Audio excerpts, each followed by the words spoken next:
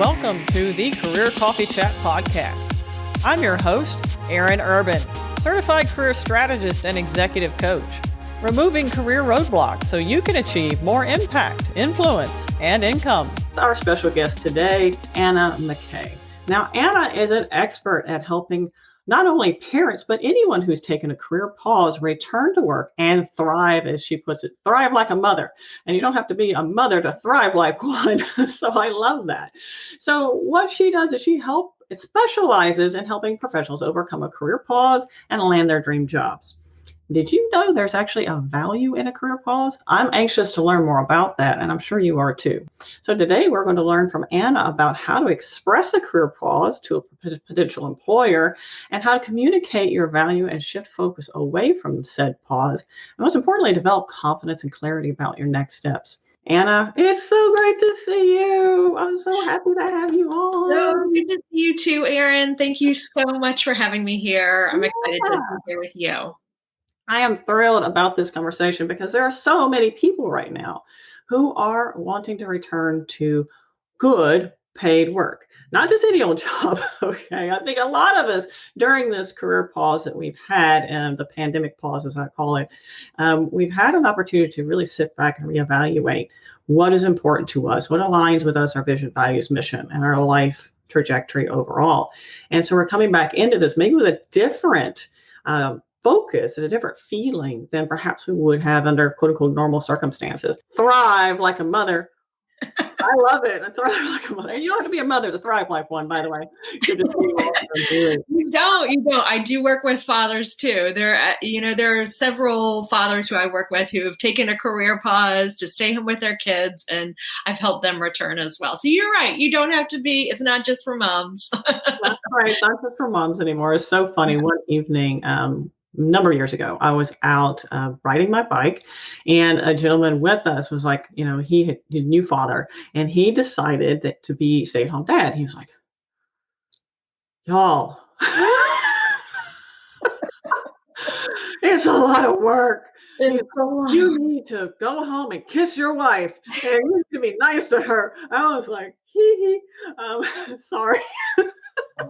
I know it's a lot. It's a lot of work to be a stay-at-home parent, and you learn all sorts of skills. You're stretched to do all sorts of things that you might not have normally done, or I might not have done before parenting. And so, yeah, I definitely agree that there's a lot of work and a lot of value in being a stay-at-home parent that you might not necessarily think about, or that you might not necessarily think translates to the workplace sometimes too. All right, and I'm anxious to learn more about that. Now, Anna, you started Parents Pivot for a really wonderful mission. Can you share with us a little bit about that mission and your passion about that? Yes. So I started Parents Pivot after I was an expat twice in the Philippines and in Beijing, and then moved to Houston about 7 years ago. And so throughout that time, I saw so many, mostly women, who had moved overseas with their partners and taken a career pause, or when I came to Houston, people who had taken a career pause to have kids, and then their kids were entering kindergarten, and they had a real hard time figuring out what they wanted to do, or if they had any skills that would be transferable to the workplace, or how to go about a job search after not having been in the job market for, 10, 20 years sometimes. So I started it with seeing a real need and feeling a connection to these people, because I had traveled a lot. I had, I was an expat twice, and so moved a lot. I moved 3 times and had 2 kids and had all of these transitions. And I know that those transitions can be hard. And then when you have all of those transitions in your background, then communicating your story to an employer can be difficult sometimes. And so I saw that challenge. I remember talking to my husband at some point early on in the founding of Parents Pivot, just being like, I have to do this. I have to do this. There's so many talented women and men out there who've stayed home to caregive, and people just, and employers just do not recognize the value that they have. So I need to get out there and really help these candidates communicate that value and help employers understand and realize the value of these career pause returners. I'm so glad you decided to take this mission on. And just to share with all of you tuning in this morning, Anna is wonderful at it. I'll just agree with you. She is really awesome. And she's got a workshop coming up, actually, Thrive Like a Mother, Return to Work program. And if you are curious about that, you can learn more about that in the event description. There's a link there. You can get more information about that. And Anna, just really quick, can you give people an overview of what that might feel like? What's the expectation there? Sure. Yeah. So I created Thrive a couple of years ago, and we've had several different cohorts of people go through. And I created it based on the struggles that returners are facing. So various different struggles in, that lack of focus that we talked about, that lack of understanding what the job search market is like today. What do I need to do? How do I do a resume? How do I do LinkedIn? How do I prep for an interview, all that kind of stuff, but also to address challenges that are unique to returners. And how do I talk about this career pause? How do I address this? How do I show employers that, I have a lot to offer and that I have a lot to bring even with this career pause, and how does that career pause add value? So we address all of those things, and it's in a supportive community of other people who are returning to paid work just like you. That's wonderful. No, it's like, I love a group. I love to be part of a group, and I love a group there's so much power in a group. So there's so much more. There's so much great energy in a group, and just knowing that you're not alone. It's not just you. And even though logically you probably know, you're not alone. It's just so much better to have that group support. So if any of you tuning in today, I want to share with me, have you taken a career pause, and is it the pandemic pause, or is it for other reasons? And what are you looking to do? Are you looking to return to work, find a part-time job, what that is? So if you don't mind popping in the comments and the chats, we'd love to hear from you and learn a little bit more about your journey and how we can serve you better. So Anna, what's the biggest challenge? I know there's a lot. What's the biggest challenge you feel like returners have? Because I feel like American businesses particularly, and sometimes in the UK as well, depending on the different countries handle it different ways. Some countries see people taking a pause as a caregiver for whatever that might look like as not a bad thing. It's like, okay, good, you should do this. Here's a bunch of money.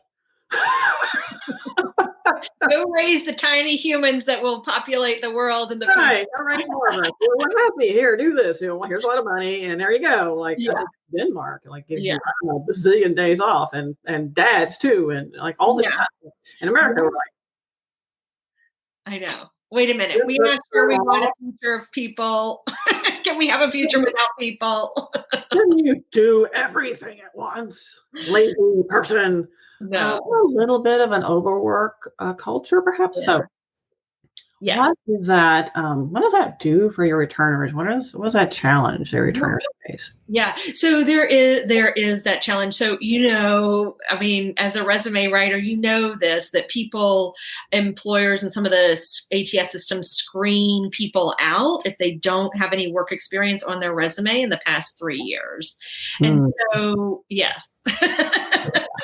So right off the bat, returners are, there's bias against returners in the hiring process and maybe even with the hiring team. So not having anything in that experience section is one of the top challenges for returners. But I like to have my returners think about and reflect on the experiences that they do have while they are staying at home, and to understand how those experiences bring value to a potential employer. And so I've worked with so many people who don't realize the impact that they've had on their community. I worked with somebody who had a career pause for 20 years, but she had held all these leadership positions and had done a lot of volunteering. And when we added up all of, the fundraising that she had done for various different organizations over this time period, she had raised more than $3 million for her community. I know, which is amazing. That's huge. Can we say the lady doesn't know how to sit still? And Motivated. Wow, good for her. I know. And so there are nuggets like that for everybody. I've talked to other returners who, really were personable and loved, engaging with everybody. Within their kids' schools, they were always the one welcoming in the new families. They were always the one welcoming, making sure those people who weren't connected felt connected and doing all of that.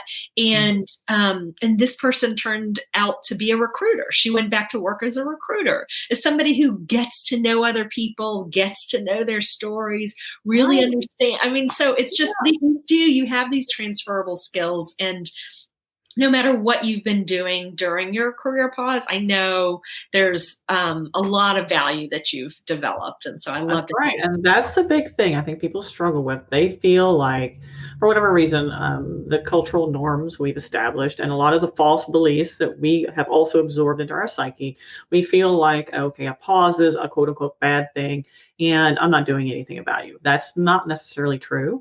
There's also one reason why I encourage people, if you're considering a career pause, if you want to start a family, or you need to become a caregiver for any reason, then I encourage you to stay active in your community, volunteer as you can. Again, don't try to stretch yourself to the breaking point, but be active and be engaged, because you are also developing more value. And I would also say, like one gentleman, I was developing his resume, he took a pause to take care of an elderly parent. All right. Yeah. It happens.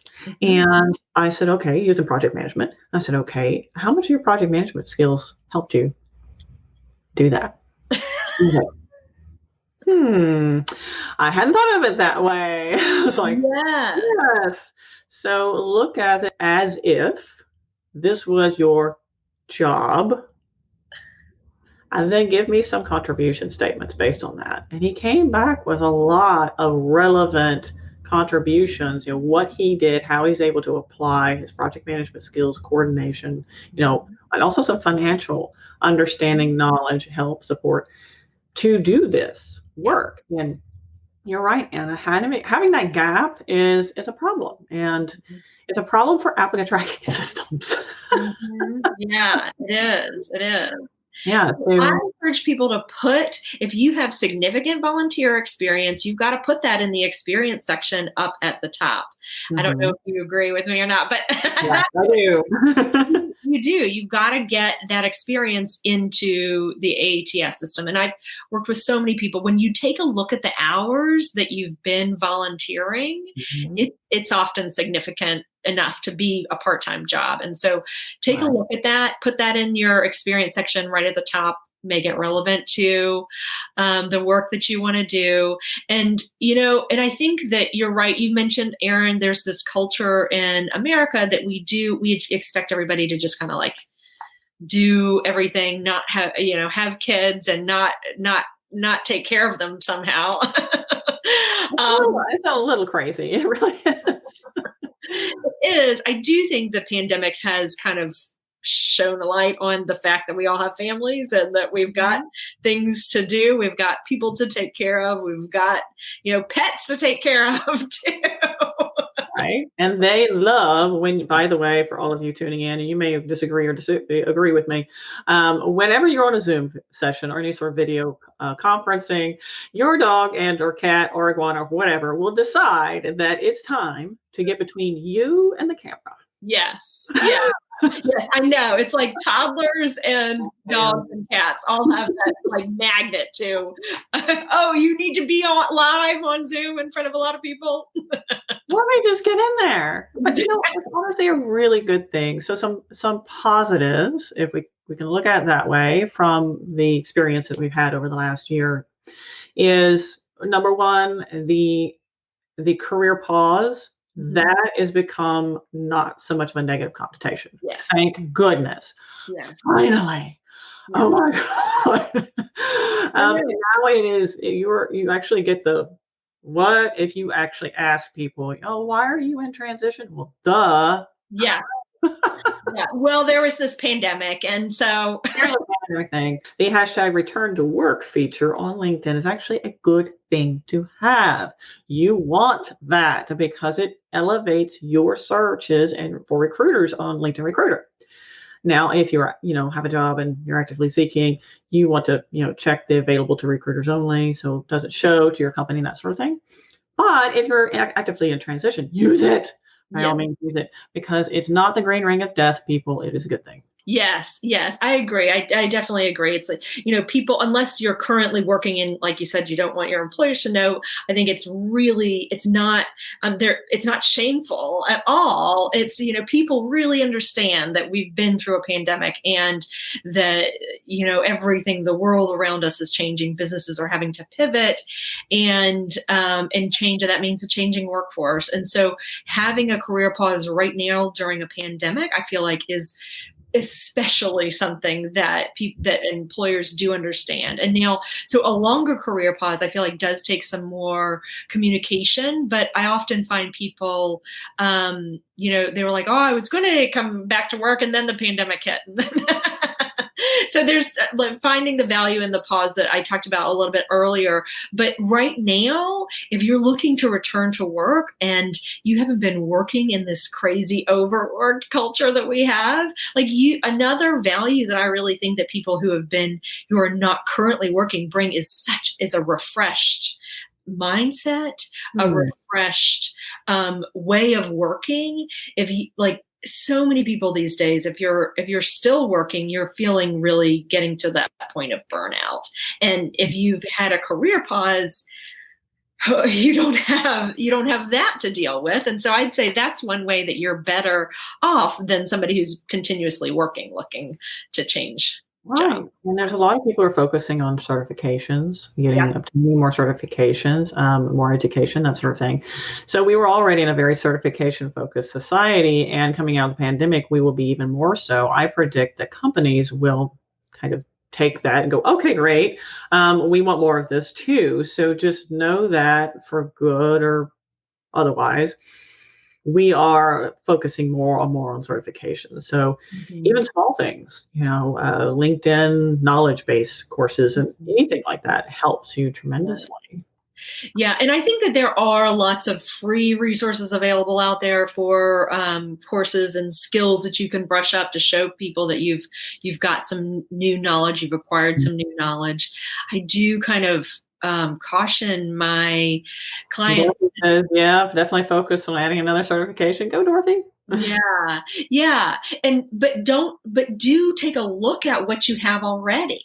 I want my clients to take a look at the skills that they have already and be, choosy about what certifications they go after. Go after those specific ones that will help them get the job they want, and not the ones where they already have those skills that are developed. And if you've had a career pause, you may feel like, I don't know if I have any skills, but you do, you do, and you've got lots. And let's talk about the skills that you have first. And so you don't need to go get certifications in those. Go get it in something that's really going to add and help you stand out. So, yeah. And would you agree, Anna, that focusing your certifications, any sort of additional knowledge base that you gain, is really useful if you know your career target, like what you want to focus on? And do you help potential returners look at, okay, what's my focus going to be? Like, I could do this or I could do that. Do you help them discover what that is? I do. I help people. That's definitely a common challenge that people face is if you've been out of paid work for a number of years, then you may not know if your skills are still relevant. You may not want to go back and do what you did before your pause. Even if you've had this pause you've been laid off in the pandemic, or you've decided to take a pause because it's the right thing for you and your family and your community at this moment. If you take a look at, where you are, it's a perfect, like you mentioned at the beginning of the podcast. If you take this time to really reflect and figure out what it is that you want to do, it might not be what you were doing when you left at the beginning of this pandemic. It might not be what you were doing when you left your career 5, 10, 20 years ago.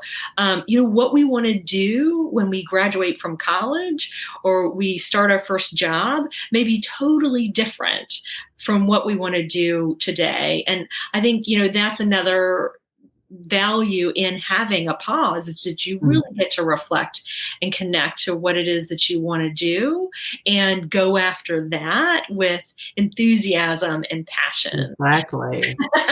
You nailed it right there, Anna, because when you are passionate, truly invested and interested in something, and it leverages skills and it's in your strength zone, you can show up so much more powerfully and truly shine in that space.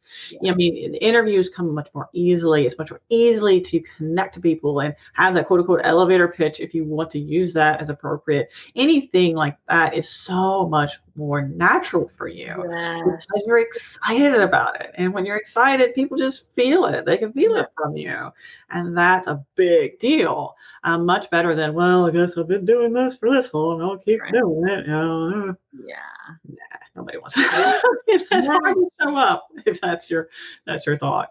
It is. It's really hard. And the world has changed so much. I mean, I know there are careers that are out there today that were not out there when I graduated. And it's just, there's so much to explore, which can be overwhelming for some people. But, I help people focus in. We figure out your strengths, your interests, your experiences, your skills, your values, your motivations. We look at all of that and help you focus in, narrow your options, get you out of analysis paralysis and help you move forward. So yeah, that's a big one too. And Anna, I know mindset, right?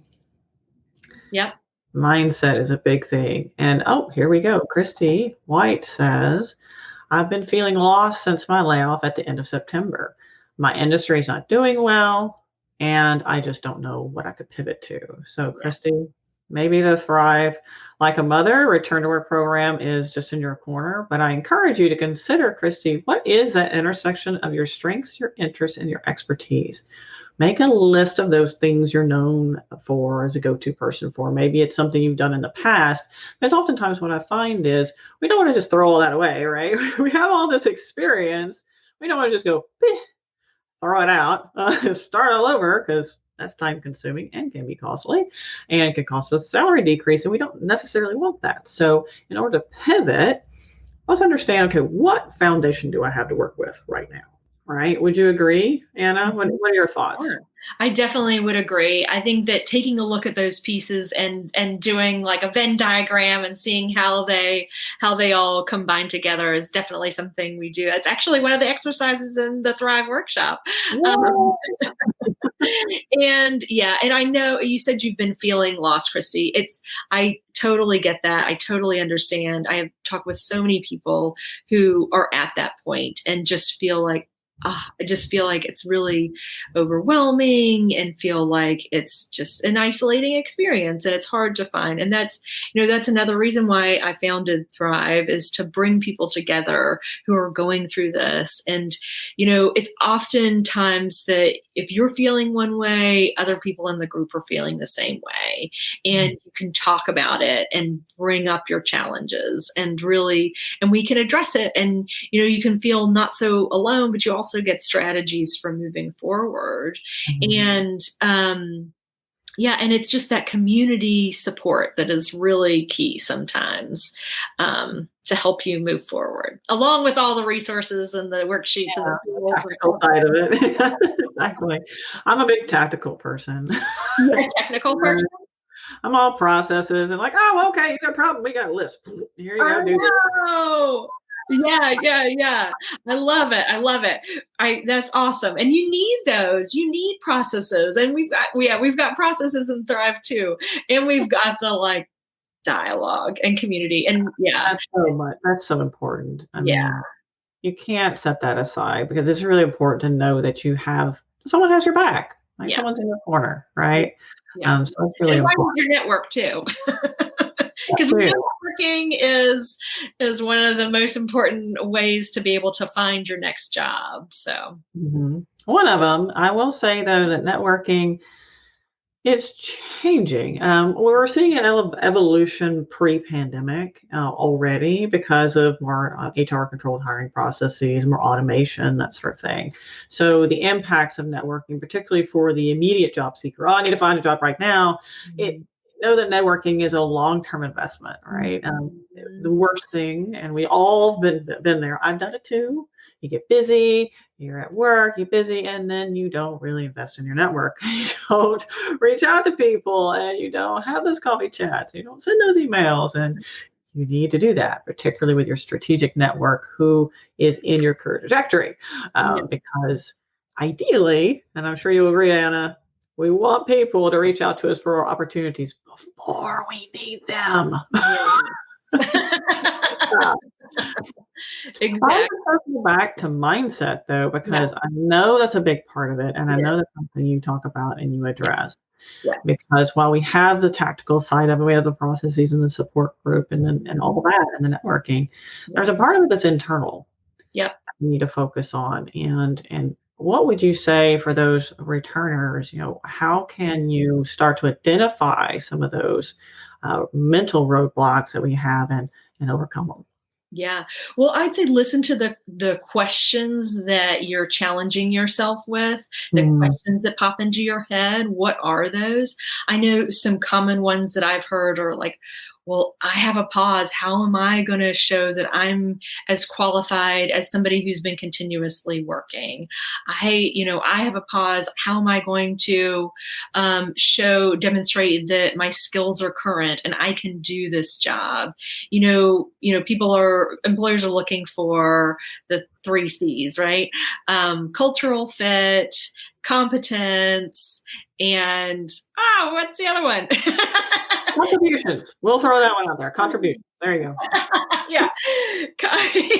So cultural fit, do you work within this organization? Do we see you getting along with everybody? Competence, can you do the job? Commitment, that's it, commitment. So competence, can you do the job? Do you have the skills? And commitment, are you willing to do the work?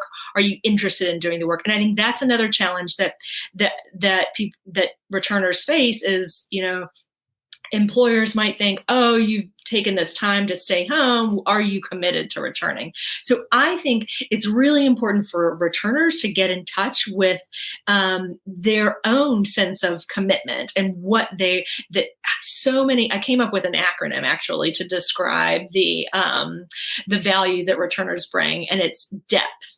So I think returners have depth, and D stands for driven. And so I know a lot of the returners that I work with are really driven. They've done a lot of volunteer work. If they take on a task, they want to make sure it gets done and that it gets done properly. And who doesn't want a person like that on your team?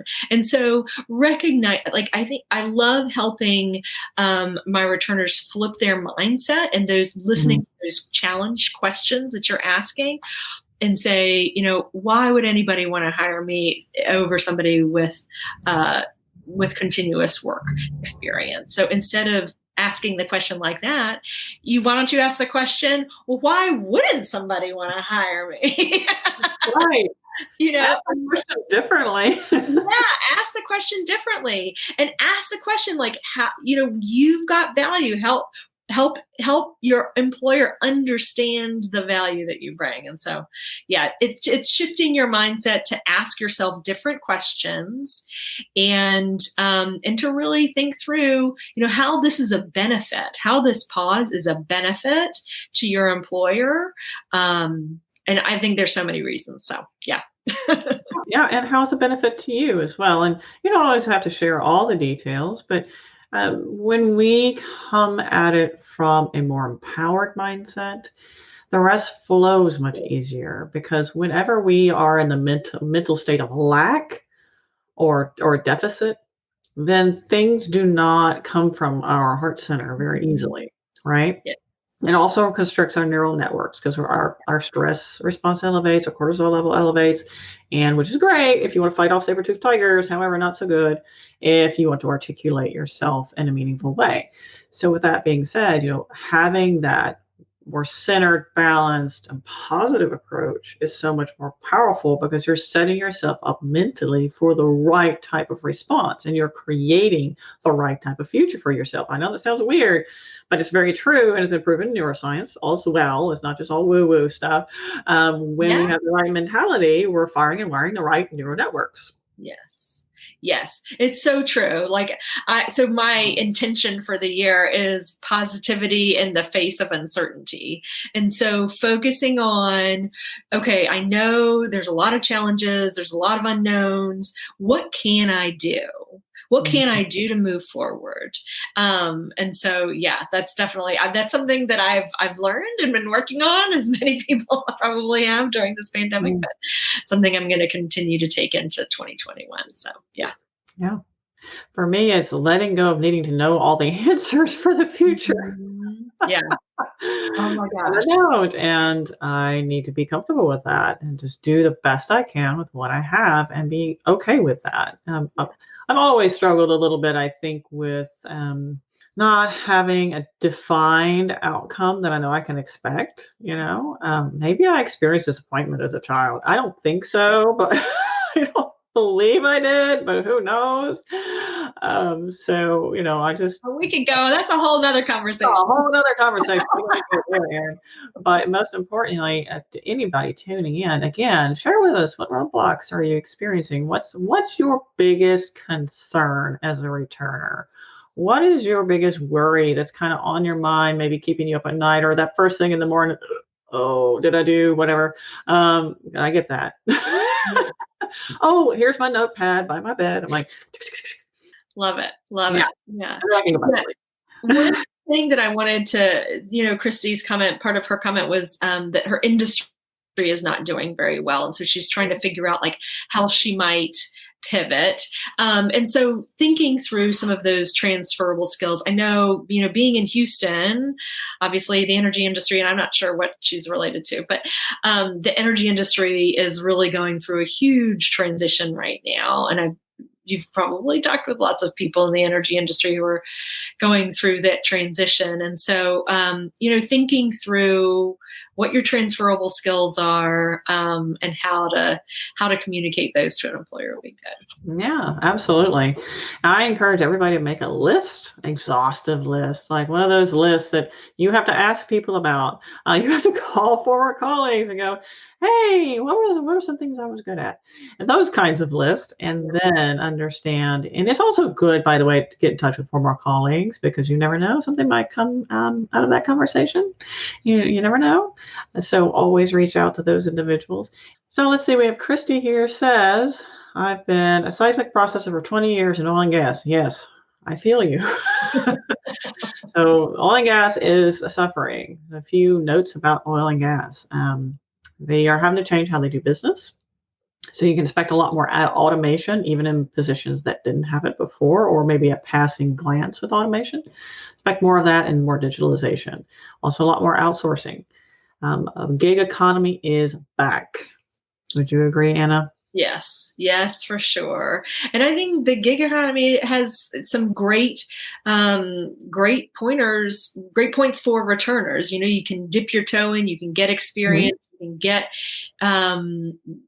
projects and learn and on the job and learn kind of in that environment. So in many ways, I do like the gig economy for getting back into the workforce. What do you think? Yeah, I mean, it's not necessarily a bad thing. The good news is there's more remote work opportunities. Now, that's not always good news for everybody, particularly if you're a people person and you want to go into the office, and that's not good news.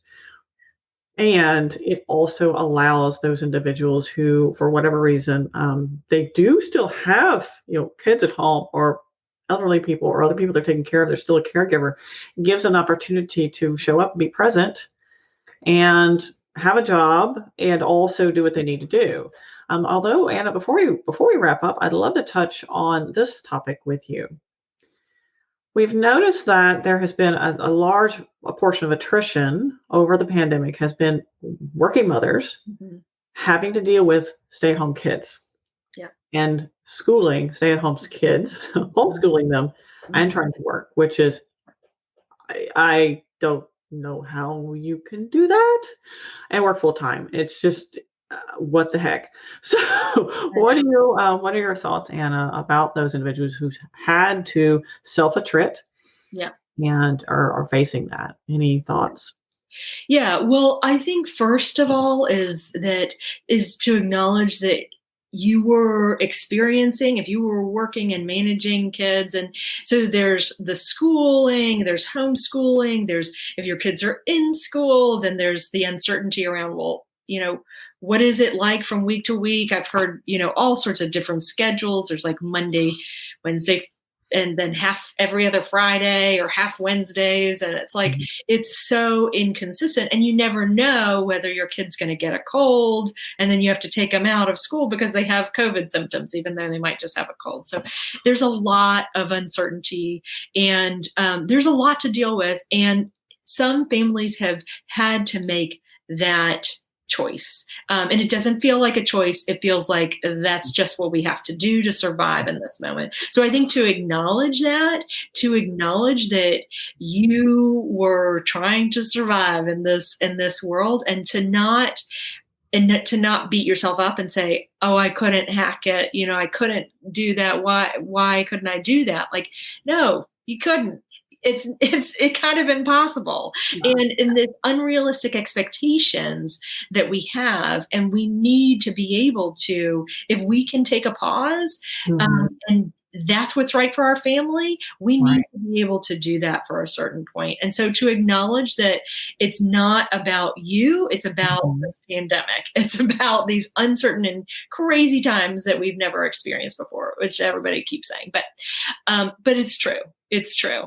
This is, so it's not about you.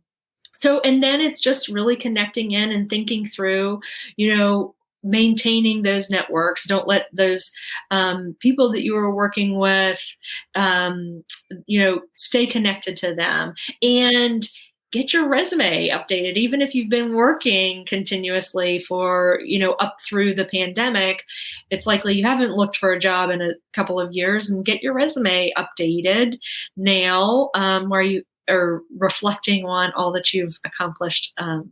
So, yeah. Absolutely. And let's see, this is Catherine. Catherine says the most important thing to remember is that you are not the only one going through this, and we all just have to be a little flexible and agile right now. Thank you for that, Catherine. It's very important to remember that you're not alone. You're not alone. And there's support networks out there for you. This live show, I know, is also a part of that too. I'm here to, and Anna's here. I have, great guests. I'm very fortunate and blessed to have a great guest like Anna on the show. And we're here to help you. We're here to help you thrive, be successful, shine in your space, stand out, and land a great job and grow in that career. So that's what we want for you. And if you have any other questions, Anna, sorry, go ahead. If anybody has any questions, I'd love to answer those. And I would love for the Thrive program starts February 3rd, and it's really comprehensive. It's got all those processes, and it's got the support of other people who are walking in your shoes, who are going through that return to work process with you. And so it is, I say it builds confidence and in a supportive community, and it helps you find clarity around what you want to do and navigate through this job search process too. So if anybody's interested in learning more about the program, I'm always happy to talk to people. So just reach out to me on LinkedIn or check out Parents Pivot website or Instagram and all that, Facebook. Everywhere. We're everywhere. Everywhere. Everywhere. www.parentspivot.com. You can find Anna there, and she'll be happy to answer any of your questions. Dewey shared, I also paused my career during pandemic from oil and gas world. I realized my health is more important than my job. Good for you. Good for you putting yourself first. And it's interesting, you mentioned that, Dewey, because right before we went live, Anna and I were talking about so many people who do have a job are working themselves to death. Just crazy hours.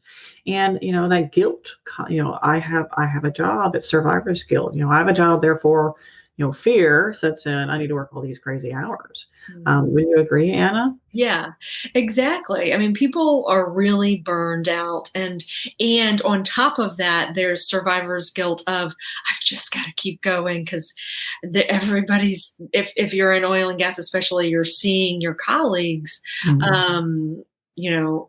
go away. And you're left with this smaller team expected to do the same thing. So there's a lot of burnout, a lot of overwhelm, and it's just impossible to keep going. So, companies definitely, work with working parents to try to manage through this process too. And companies, I think, are realizing that they need to retain their employees, or they're going to be out. They're going to be out of all their employees. So there's a benefit to the company to make sure that you stay mentally healthy and that you don't burn out. So there's reasons for employers to take notice, and I think that a lot of them are. And so I think that, and that's a good thing. And there needs to be more done to support people through this time too. So, and you're absolutely right, Anna. The challenge I'm seeing, and particularly as someone who my background is continuous improvement and culture changes, and every downturn, it's like we get a little bit leaner and a little bit leaner and a little bit leaner, and now we're having individuals trying to do 4 people's jobs, and it's not sustainable. Right. And what I was talking to someone else in the careers industry, and they were saying, okay, once the economy truly starts churning again, you can expect, for those of you who have for those companies who have pushed your employees to the brink, that they will leave. Mm-hmm. So you will see not only people who are returners who would get back into paid work, you will also see people who have been putting up with whatever it is, leaving. Yeah. So there's a massive shift. Yeah. I mean, wow. Yeah. That last downturn, when we started to tick back up, I saw the same thing happen. Just know that it will be even more so. Yeah. So, and Dewey shared with us, she says, keep being happy without a job. Think positive. Keep trying to find new opportunities. Great advice, Dewey. Thank you for sharing that. Yeah. Well, Anna, is there anything else you'd like to share with our wonderful people who are viewing and tuning in to this show, whether you're here live right now or you're watching the replay later or the podcast later on? Is there anything, words of wisdom, tips, tricks, golden nuggets you would like to I think, really connect into that value. I know you can do this. I know that you can make this return and successfully return to an industry or a job that you want and that is right for you. And it's right for you because of who you are, your strengths, your skills, what you want to do, your values, connecting into all of that to help you return into meaningful work.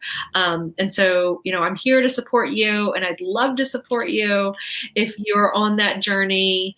Consider Thrive. I also work with people one-on-one, but and just reach out and let's connect and see what we can do to help you make that successful return to meaningful paid work. Take care. Wonderful. Anna, thank you so much. I really appreciate having you on the Career Coffee Chat show. I always feel so blessed to have such wonderful guests like yourself. And it's great to see your smile. Anna has the best smile, doesn't she? She really does. She has like the best smile in the whole world.